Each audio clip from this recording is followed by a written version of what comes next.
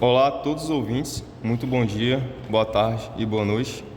Estou aqui com minha colega Ellen e com os convidados Lucas Nogueira e Isabelle Freitas, onde vamos abordar a terceira parte do livro O Som do Rugido da Onça, que basicamente os eventos eles se desdobram com mais intensidade, revelando o clímax da história. Bom, os personagens eles enfrentam seus desafios mais difíceis, confrontando seus medos e lutando mais com seus objetivos, né? Vão acontecer também novas reviravoltas que podem ocorrer, conflitos que se intensificam e os destinos dos personagens, eles nessa história começam a se desenrolar. Direcionado a Lucas, a revelação sobre o destino trágico das crianças, né, representado no livro, trazem à tona a exploração e a violência histórica contra aqueles povos indígenas e com o fim trágico do casal indígena, o que é representado na terceira parte do livro. E respondendo aqui a pergunta de França, essa terceira parte do livro, ela fala muito do vínculo entre a menina e a onça. E essa onça, ela ensina algumas coisas para Ineye, pois onde Ineye vivia, existia muita maldade, existiam muitas pessoas ruins.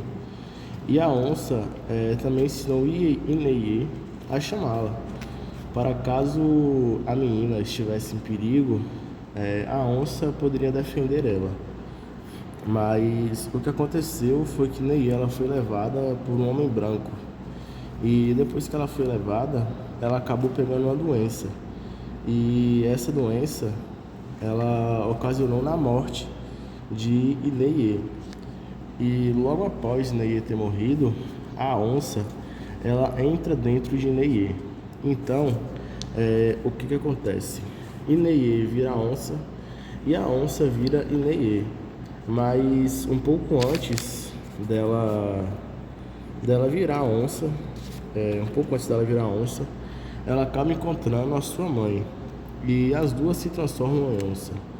E ela acaba causando um grande medo naquela região onde ela vivia. Bom, diante de tudo que foi dito pelo meu colega apresentador, Leonardo, e o nosso convidado, Lucas e Isabelle, o que acontece quando o Ará Ineye desenvolve asas e voa sobre Munique? Então, respondendo a sua pergunta, Ellen, ela confronta Martius, lembrando de suas ações cruéis. Martius é um homem branco que Lucas fala inicialmente. Martius ele testemunha sua transformação em uma onça gigante, que o mata, e suas últimas palavras refletem sobre a ressurreição entre as palmeiras, mas apenas como uma onça. O Ará Ineye se despede da casa de Martius e voa sobre Munique. Lá, ela pousa no jardim da corte e emite um rugido que liberta os espíritos das crianças roubadas. Ela rejeita a linguagem humana e retorna à sua forma de onça, declarando seu desejo de recuperar seu corpo e sua identidade. O Ará Ineye encerra a narrativa, mostrando sua determinação em recuperar o que é seu. Bom, diante de tudo isso abordado aqui, gostaria de fazer uma pergunta para Lucas. O que o livro reflete na sociedade brasileira? França, nesse livro ele fala de uma menina e um menino indígena, no qual os dois foram sequestrados e levados para a Alemanha, na cidade de Munique, né? E lá eles acabam falecendo por causas referentes ao clima e à dieta daquela região. E na terceira parte do livro, lá no final da história, o livro conta alguns fatos que aconteceram aqui no Brasil.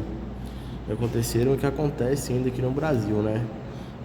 O primeiro fato que eu destaquei foi um fato que aconteceu em 2020, que foi a chegada da Covid-19, que expôs muito a vulnerabilidade dos indígenas. Essa matéria, né? Ela foi feita pelo Correio Brasiliense, no dia 22 de julho de 2020. E o segundo fato que aconteceu foi uma criança indígena que foi desaparecida e encontrada morta. E essa matéria ela foi feita pelo canal de notícia R7, no dia 29 de abril de 2013. E um dos fatos mais chocantes foi que a CIA ela treinou a polícia para agir contra os indígenas no regime militar. Bom, concluindo tudo que foi debatido no podcast Páginas que Conto, vou expor um pouco da minha opinião sobre a terceira parte. O livro sobressai o lirismo, o realismo fantástico e o uso de termos indígenas e neologismo. O passado e o presente se fundem com o simbolismo da cultura indígena à frente da narrativa. Ineê Onça se encontra com a onça grande e vai de criança se torna adulta. O Ará Inê que vai redesenhar a sua existência. Então, pessoal, esse foi mais um podcast Páginas que Contam, com a participação de Isabelle Freitas e Lucas Nogueira. Muito obrigado pela atenção e por ter nos escutado até aqui. Até mais, tchau!